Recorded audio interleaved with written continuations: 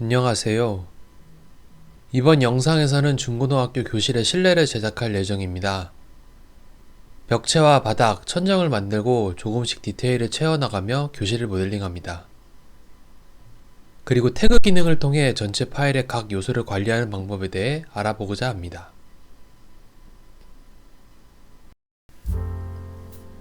이전에 대략적으로 정한 바닥과 벽체의 크기를 바탕으로 좀 더 디테일하게 모델링을 진행합니다.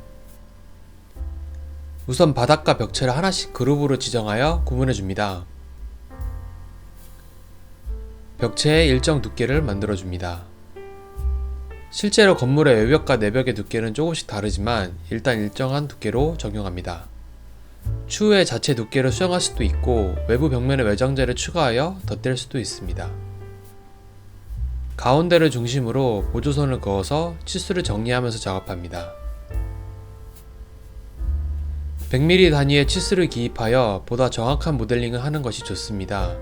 일반적인 치수를 익히게 되면 나중에 다른 모델링 할 때에도 좀 더 수월하게 작업할 수 있습니다. 창문의 사이즈, 벽체의 높이 등 비율을 보면서 수정해 나갑니다. 교실에 정확한 치수가 나와 있는 도면이 있으면 좋겠지만 그렇지 않기 때문에 지금은 제가 알고 있는 창문의 사이즈를 통해 비교하면서 전체 교실의 크기를 수정합니다. 창문 부분 뚫어주고 기둥을 돌출해줍니다. 나머지 벽체들도 각각 그룹으로 만들어서 두께를 만들어줍니다. 이전에 작업한 칠판 및 다른 오브젝트도 벽체에 맞춰 높이를 수정합니다. 반대편 벽체도 같은 방법으로 정리합니다. 다음으로 바닥을 수정하고 복도 쪽 벽면을 제작합니다. 중앙을 중심으로 대칭되는 구조이므로 먼저 가운데 기둥을 그려줍니다. 다음으로 교실 출입문과 복도 쪽 창문을 그려 넣습니다. 대칭이 되는 부분을 복사해서 붙여 넣습니다. 문과 창문이 들어가는 부분을 밀어 넣고 추후 작업을 위해 비워둡니다. 이렇게 만든 오픈된 부분에 창문을 만들어 줍니다. 외벽 쪽 창문은 모두 같은 크기이므로 컴포넌트로 작업합니다. 창문의 프레임을 먼저 만들고 그룹으로 만들어줍니다. 창문을 컴포넌트로 만들고 간략히 표현해줍니다. 두께를 표현할수록 입체감이 생기고 입체감이 생길수록 모델링에 디테일이 생기게 됩니다. 사실 제가 작업하는 웹툰 배경 모델링이 엄청 디테일하다고 할 순 없겠지만 그래도 이런 작업을 거쳐 좀 더 효율적으로 디테일을 만들어 나갈 수 있도록 노력합니다. 이렇게 만든 창문을 복사하여 붙여 넣습니다. 컴포넌트로 작업했기 때문에 재질을 입히거나 수정 시 일괄적으로 같이 편집 가능합니다.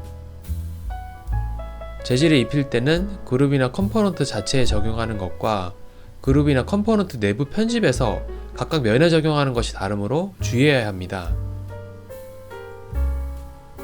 일반적으로는 컴포넌트 내부에서 편집해서 다른 객체들도 똑같이 적용되도록 하는 게 중요합니다.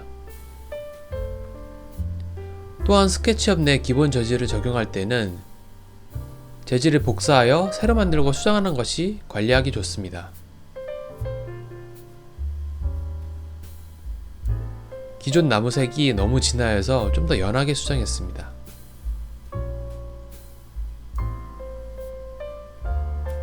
복도 쪽 창문도 비슷한 형태이므로 컴포넌트를 복사해서 활용합니다. 컴포넌트를 변형해서 다른 곳에 쓰고 싶을 경우 고유하게 지정하기를 꼭 클릭하고 편집합니다.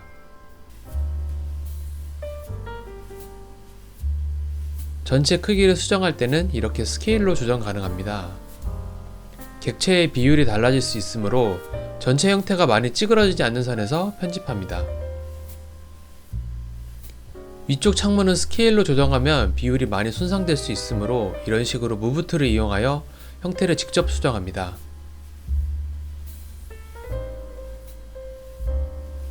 동일한 부분은 복사해서 채워넣습니다.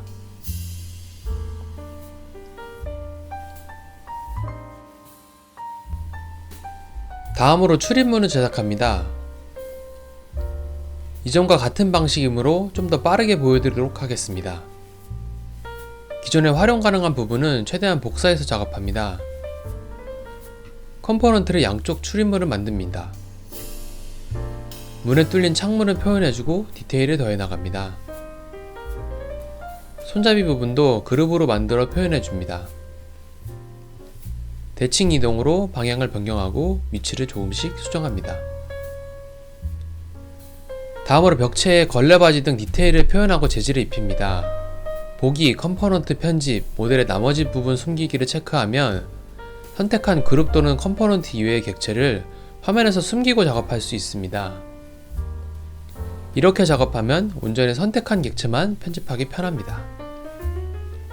걸레바지 부분을 표현하고 재질을 적용합니다.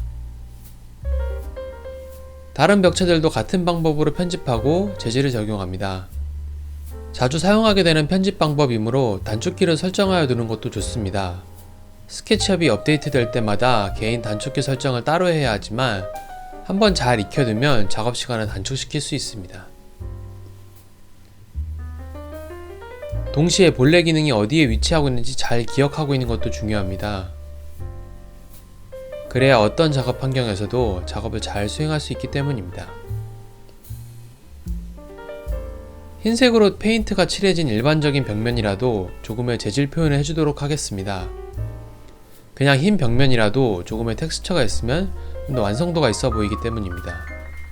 카펫이나 직물 등의 재질로도 다른 색상을 사용하게 되면 좀 더 다양하게 표현할 수 있습니다. 재질 작업 시 또 다른 팁이 있다면 실제보다 좀 더 연하게 표현하는 것이 좋습니다. 웹툰은 아무래도 인물 중심이고 배경은 말 그대로 배경으로서 표현되기 때문에 배경에 너무 진한 색이 들어가면 인물이 그림과 간섭이 일어날 수 있습니다. 그런 이유로 교실 바닥도 최대한 톤을 다운하여 표현해줍니다. 재질 패턴도 위치를 일부 수정하여 중앙을 정렬해줍니다. 천장도 같은 방법으로 재질을 입히고 대략적으로 마무리해줍니다. 이제 교실 내 나머지 디테일들을 추가로 채워 넣습니다. 천장에 형광등을 만들고 배치하기 위해 우선 천장 위쪽에서 작업합니다. 실제로는 천정으로 일부 매입된 형태이지만 지금은 간략하게 표현해 주겠습니다. 두 개의 원형 기둥과 직사각형 틀만으로 컴포넌트를 제작하였습니다. 방향을 아래로 하고 천장에 배치해 주겠습니다. 천장을 그룹으로 지정해 놓았기 때문에 숨겨놓고 작업을 진행합니다. 조명의 가로 비율이 조금 긴 것 같아 수정해 주었습니다. 앞서 설명드린 것 같이 무브트를 이용하여 컴포넌트 안에서 형태를 수정합니다. 적당히 배열해보고 느낌을 본 뒤 개수를 조정합니다. 내부에서 씬을 한번 봐보고 전체적으로 어색한 부분이 없는지 검토합니다. 이제 부족한 오브젝트들만 채워나가면 될 것 같습니다. 다음으로 천장에 에어컨을 제작합니다. 대칭되는 형태를 생각하며 모델링을 만듭니다. 가이드가 되는 선을 잡고 형태를 만듭니다. 중심점을 잡고 회전시키면서 복사합니다. 푸시툴로 음영을 표현해주고 깊이를 표현하였습니다. 에어컨 덕트 커버 부분은 격자 형태로 간격이 좁게 되어 있습니다. 좁은 공간에 선이 많으면 뭉쳐서 겹쳐 보이므로 이런 식으로 지우개 툴로 외곽선만 숨기고 형태를 유지하여 표현합니다. 이렇게 하면 깊이감과 디테일은 살리면서 불필요한 선은 안 보이도록 할 수 있습니다. 복사하여 90도로 돌려서 커버 형태를 완성해 줍니다. 마지막으로 비율이 어색하여 조금 수정해 주었습니다. 제작한 에어컨을 천장에 배치해보고 완성해줍니다. 교실 안에 다른 객체들을 추가로 만들어 주었습니다. 이렇게 교실 쪽 모델링을 1차적으로 마무리하고 다음으로 복도 모델링을 진행합니다. 먼저 바닥 그룹 객체를 복사하여 붙여넣습니다. 앞서 설명한 것과 같이 그룹이나 컴포넌트 자체를 스케일로 줄이게 되면 이런 식으로 재질에 대한 스케일도 같이 조정되므로 무브 툴로 세부 형태를 조절합니다. 복도의 너비를 대략 정하여 그 치수만큼 만들어줍니다. 복도의 벽체는 교실의 외벽 쪽 벽체와 비슷하므로 컴포넌트로 변경하여 복사하여 가져옵니다. 내부 씬을 생각하며 너비를 살짝 조정해 주었습니다. 텍스처 위치도 살짝 조정하여 끝부분을 맞춰줍니다. 이제 긴 복도를 표현하기 위해 벽체를 복사해서 붙여놨습니다. 벽체의 양 끝 선들을 숨겨주어 중간에 자연스럽게 이어지도록 작업합니다. 하지만 이렇게 선을 숨겨주더라도 안쪽에 면에 남아있는 경우 미세하게 흔적이 보이게 됩니다. 겹치는 면은 지워서 깔끔하게 이어지도록 합니다. 교실 부분 벽체도 복사해서 붙여넣습니다. 중간중간 투시 뷰를 확인하면서 전체적인 느낌을 봐가면서 작업합니다.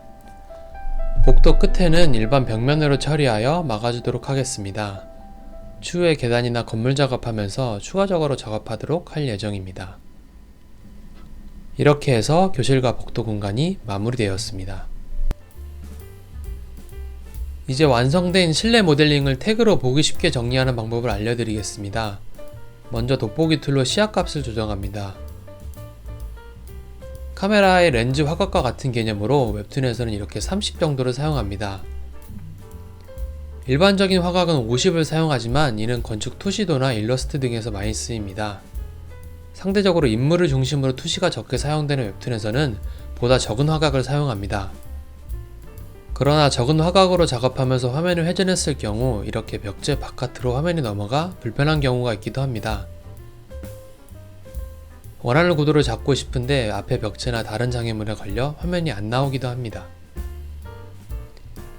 스케치업 내에서는 태그라는 기능을 통하여 각 요소들을 구분하여 정리할 수 있습니다. 벽체, 천장, 바닥, 디테일 등으로 구분하여 오브젝트에 태그를 지정해 줍니다. 눈 모양 아이콘을 클릭하여 체크를 해제하면 화면에서 해당 오브젝트를 모두 숨길 수 있습니다.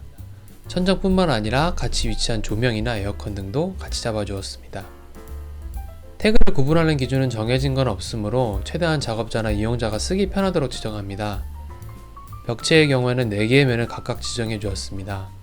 칠판에 보이는 벽면을 정면으로 전후 좌우 이렇게 구분하였습니다.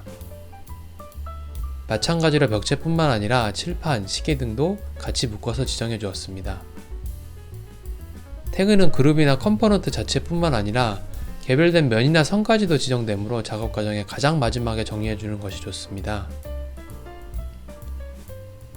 그렇게 전체 요소들을 하나씩 태그를 지정하고 확인합니다.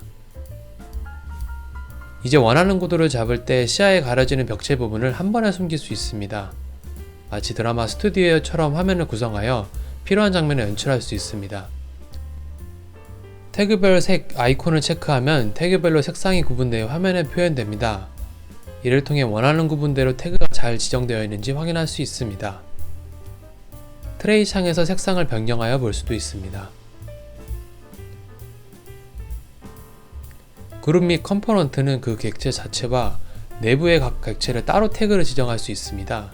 현재 칠판 그룹을 보면 칠판 전체는 벽체 전 태그로 지정되어 있고 내부의 각각 그룹은 태그 없음으로 되어 있는 상태입니다. 가운데 칠판은 디테일이라는 태그를 생성하여 추가로 지정해 보겠습니다. 그렇게 되면 좀 더 세분화해서 객체를 관리할 수 있겠지만 동시에 태그를 더 많이 정리해야 하며 그만큼 복잡해질 수 있습니다. 각자 작업 스타일에 맞게 적당히 태그를 지정하여 활용하도록 합시다. 이번 시간에는 벽체와 가구들을 모델링하고 태그로 관리하는 방법에 대해 알아보았습니다. 다음에는 학교 건물 및 주변 환경을 모델링하면서 외부를 세팅하는 방법을 알아보도록 하겠습니다. 감사합니다.